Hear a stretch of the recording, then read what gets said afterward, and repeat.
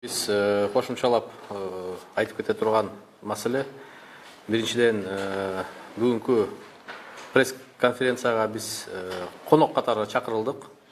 Уюштурган адамдардын ысымы айтылды. Биз өзүбүздүн берген Борбор шайлоо комиссияга берген арызыбыз боюнча түшүндүрмө берип койсоңор деп чакыргандан келип айтып атабыз. Эң негизгиси биздин Кыргыз мамлекетинин мыйзамдарынын, конституциясынын талаптарына ылайык бардык талапкерлер калыс бир шартта катышсын деген кайрылуу болду.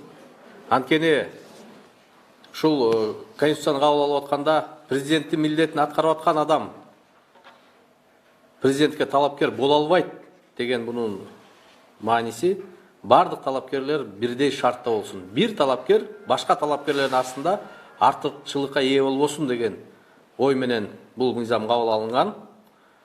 Тилекке каршы Садыр Жапаров президенттин милдетин аткарып, анан өткөрүп берип туруп катышып атат, бирок ошол өткөргөн учурда дагы бардык артыкчылыктарга ээ болду.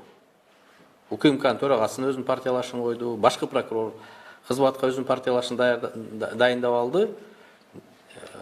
Президенттин аппараты бүгүнкү күндө бардыгы Садыр Жапаровдун буйругу менен, жарлыгы менен дайындалган адамдар.